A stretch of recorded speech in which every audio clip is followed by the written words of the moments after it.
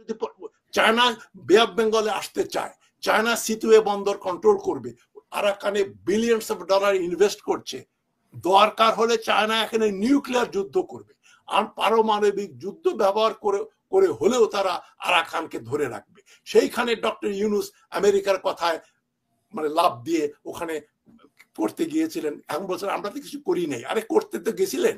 উনি মনে করেন হাসিনা আপা আসবে, তা এখন হাসিনা আপা যে আসতে পারবে না, আওয়ামী লীগ যার জীবনে 40 বছরেও মাথা তুলতে পারবে না, এটা লিখে রাখেন। এটা আওয়ামী লীগের সরকার, আওয়ামী লীগ কোন সরকারে বসবে এটা তারাও নিজেরাও জানে সেটা সম্ভব না।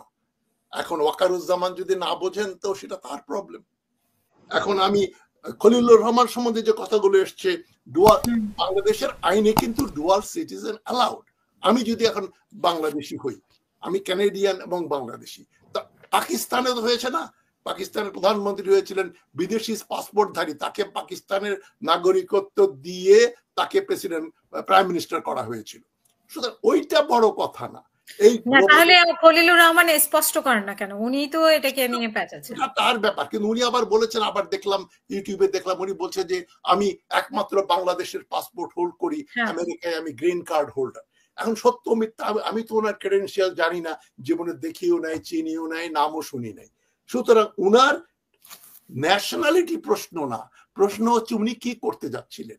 এই যে আরাকান স্টেটে একটা ট্রানজিট দেয়া হবে আরাকান আর্মির সঙ্গে, মার্কিন যুক্তরাষ্ট্রকে খুশি করার জন্য। শোনা যায় মার্কিন সৈন্যরা এখন অলরেডি সেন্ট মার্টিনসে তারা ঘোরাঘুরি করছে, সেন্ট মার্টিন তাদের দখলে এখন, সেই জন্য Saint Martin's is out of bounds for Bangladesh. এটা তো মারাত্মক ব্যাপার, অতি অতি জঘন্য ব্যাপার, অতি বিস্ময়কর এবং খুবই আমাদের জন্য অনেক বিচলিত হওয়ার মতো ব্যাপার। তো এখন আরাকান আমরা দেব আমেরিকাকে, চায়না বসে বসে আঙ্গুল চুষবে আর মিয়ানমার বসে বসে আঙ্গুল চুষবে। মিয়ানমারের আর্মি ইচ্ছা করলে 48 ঘন্টা বা 72 ঘন্টার ভেতরে পুরো চিটাগং ডিভিশন কেটে তারা বাংলাদেশ থেকে বিচ্ছিন্ন করে ফেলতে পারে।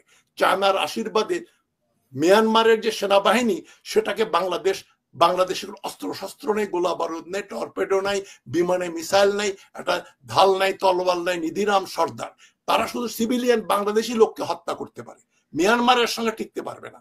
চায়না বে অফ বেঙ্গলে আসতে চায়, চায়না সিতুয়ে বন্দর কন্ট্রোল করবে, আরাকানে বিলিয়নস অফ ডলার ইনভেস্ট করছে, দরকার হলে চায়না এখানে নিউক্লিয়ার যুদ্ধ করবে, আর পারমাণবিক যুদ্ধ ব্যবহার করে করে হলেও তারা আরাকানকে ধরে রাখবে। সেইখানে ডক্টর ইউনুস আমেরিকার কথায় মানে লাভ দিয়ে ওখানে করতে গিয়েছিলেন, এখন বলছেন আমরা তো কিছু করি নাই। আরে করতে তো গেছিলেন, আপনারা এই কথাবার্তাগুলো বলেছেন, আমরা এটার প্রতিবাদ করেছি এবং আমি খুবই সোচ্চার ছিলাম ডে 1 থেকে যে এই ট্রানজিট আমরা আমেরিকাকে দেব না।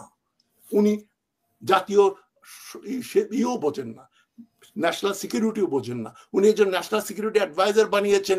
আপনাদের হয়তো মনে আছে আমি অন্তত 50 বার বলেছি বারবার আমাদের সভরেন্টির জন্য ন্যাশনাল সিকিউরিটি অ্যাডভাইজার লাগবে। আমার কথা শুনে উনি করেছেন তা আমি বলছি না, কিন্তু আমি কিন্তু একমাত্র বারবার বারবার আমি আমার চ্যানেলে বলেছি, কাকতালীয় ঘটনাও হতে পারে, উনি আমার কথা শুনেও করে থাকতে পারেন। খলিলুর রহমান যাকে করেছেন উনার ন্যাশনালিটি পাসপোর্ট কোন দেশের আরেকটা দেশের পাসপোর্ট আছে কিনা এটা বড় ব্যাপার না। বাংলাদেশে বহু মন্ত্রী বহু এমপি আছে ডুয়াল সিটিজেন, ওটা কোনো ওনার উদ্দেশ্যটা ঠিক কিনা, মানে ওনার যে কাজটা করেছেন সেটা ঠিক না। আর জাতীয় সরকারের ভেতরে জন্য 4 জন ভেতরের এবং 3 জন বাইরের এত খবর আমার কাছে নাই। না, জাতীয় সরকারের জন্য প্রস্তুতি চলছে আর ডক্টর ইউনুসকে নিয়ন্ত্রণ করছেন ভেতরে 4 জন এবং বাহিরের 3 জন। আমি দুটোর কোনো খবরই জানি না, এটা আমার কাছে নিউজ। আরেকটা জিনিস যে সেনা প্রধান হঠাৎ করে এই ধরনের বক্তব্য কেন রাখলেন? উনি গত পরশুদিন যেটা বলেছেন, উনি কি চাচ্ছেন? বুদ্ধি বিবেচনা একটু কম, নার্ভাস, এবং উনি বোধহয় একটু আওয়ামীদের প্রতি অনুগত। উনি মনে করেন যে আওয়ামী লীগের এই 2000 লোক পাঠিয়ে দেবে, আমরা আবার আওয়ামী লীগ। উনি তো এখনো ওই ইলিয়াস হোসেন বোধহয় একটা শো করলো যে এখনো তার শেখ হাসিনার সঙ্গে যোগাযোগ আছে। এটা যদি সত্য হয়ে থাকে তো সাংঘাতিক ব্যাপার। তো উনি মনে করেন হাসিনা আপা আসবে, তা এখন হাসিনা আপা যে আসতে পারবে না, আওয়ামী লীগ যার জীবনে 40 বছরেও মাথা তুলতে পারবে না, এটা লিখে রাখেন।